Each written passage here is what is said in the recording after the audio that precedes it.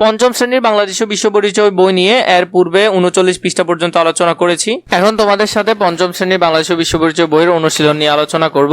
সঠিক উত্তরের পাশে টিক চিহ্ন দেই। অবিভক্ত বাংলা প্রথম নির্বাচিত প্রধানমন্ত্রী কে ছিলেন? হোসেন শহীদ সোহরাওয়ার্দী ছিলেন অবিভক্ত বাংলার প্রথম প্রধানমন্ত্রী। মাওলানা আব্দুল হামিদ খান ভাসানীকে কি হিসেবে সর্বাধিক পরিচিত ছিলেন? মুসলিম জননেতা হিসেবে তিনি সর্বাধিক পরিচিত ছিলেন। মাওলানা আব্দুল হামিদ খান ভাসানী কি হিসেবে সর্বাধিক পরিচিত ছিলেন? মুসলিম জননেতা হিসেবে তিনি সর্বাধিক পরিচিত ছিলেন। 2 নম্বরে সঠিক শব্দ বসিয়ে শূন্যস্থান পূরণ করি। খাজনার অত্যাচার থেকে কৃষকদের বাঁচানোর জন্য খাজনা সালিসি বোর্ড গঠন করা হয়।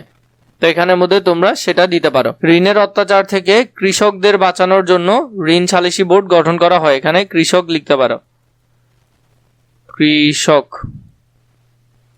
উত্তরগুলো আমি তোমাদেরকে দিব। মাওলানা আব্দুল হামিদ খান ভাসানচরে কৃষকদের জন্য ঢ্যাস ভিত্তিতে একটি বাঁধ নির্মাণ করেন। স্বেচ্ছাশ্রমের ভিত্তিতে তিনি একটি বাঁধ নির্মাণ করেন। তাহলে তোমরা উত্তর দিবে এটি। তাহলে এখানে হবে কি স্বেচ্ছাশ্রমের ভিত্তিতে। হোসেন শহীদ সোহরাওয়ার্দী ঢ্যাস গঠনে ভূমিকা পালন করেন। যুক্তফ্রন্ট গঠনে তিনি ভূমিকা পালন করেন। এরপরে আছে কি বাম পাশের সাথে আমরা ডান পাশে এ কে ফজলুল হক, তিনি ছিলেন শেরে বাংলা, বাংলার বাঘ ছিলেন এ কে ফজলুল হক।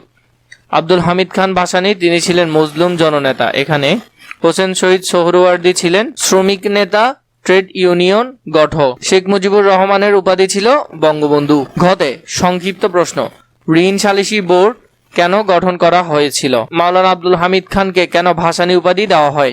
ইতিহাসের স্মরণীয় নেতাদের জীবনী থেকে কি কি আদর্শ গ্রহণ করতে পারো তা বর্ণনা করো।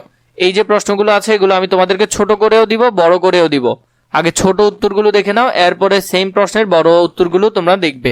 প্রথমে খাজনা সালিসি বোর্ড কেন গঠন করা হয়? কৃষকদের উপর জমিদারদের খাজনা অত্যাচার বন্ধ করে ন্যায় বিচার নিশ্চিত করার জন্য খাজনা সালিসি বোর্ড গঠন করা হয়েছিল। 2 নম্বরে মাওলানা আব্দুল হামিদ খানকে কেন ভাসানী বলা হয়?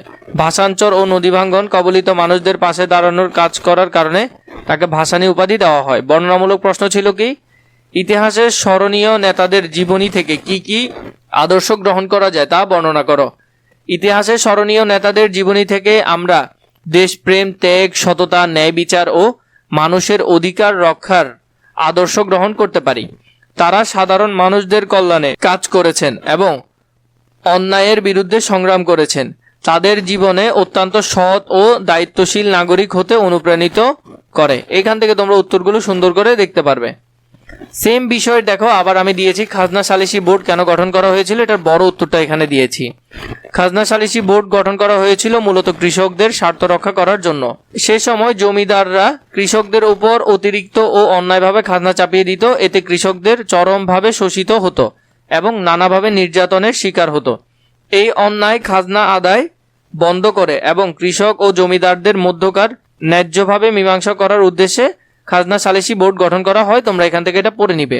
2 নম্বরে মাওলানা আব্দুল হামিদ খানকে কেন ভাসানী উপাধি দেওয়া হয়? মাওলানা আব্দুল হামিদ খানকে দেশের ভাসানচর ও নদী ভাঙ্গন কবলিত এলাকায় মানুষদের জন্য আজীবন কাজ করেছেন। নদী ভাঙ্গনের ফলে যেসব মানুষ ভূমিহীন ও আশ্রয়হীন হয়ে পড়েছিল তিনি তাদের পাশে দাঁড়ান এবং তাদের অধিকার রক্ষার আন্দোলন গড়ে তোলেন। তিনি ভাসানচর এলাকায় কৃষকদের জন্য বাঁধ নির্মাণে বিভিন্ন উন্নয়নমূলক কাজ করেন। এই ভাসানচর ও ভাসমান মানুষদের সঙ্গে গভীর সম্পৃক্ততার কারণে তার নামের সঙ্গে ভাসানী শব্দটি যুক্ত হয় এবং তিনি মাওলানা ভাসানী নামে পরিচিতি পান। 3 নম্বরে সেম বিষয়টা দেখো, এখানে আমি তোমাদেরকে বড় করে দিয়েছি, তোমরা এখান থেকে লিখে নিও। ইতিহাসে স্মরণীয় নেতাদের জীবনী থেকে আমরা বহু গুরুত্বপূর্ণ আদর্শ গ্রহণ করতে পারি।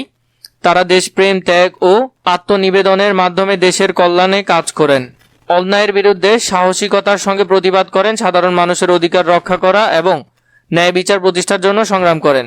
তো এইভাবে করে তোমরা এটা পুরোপুরি লিখে ফেলতে পারবে। তোমাদের যাদের প্রয়োজন তারা নিশ্চয়ই এখান থেকে কালেক্ট করে নেবে। পরবর্তী ভিডিওর জন্য নিশ্চয়ই কমেন্ট করে জানাবে।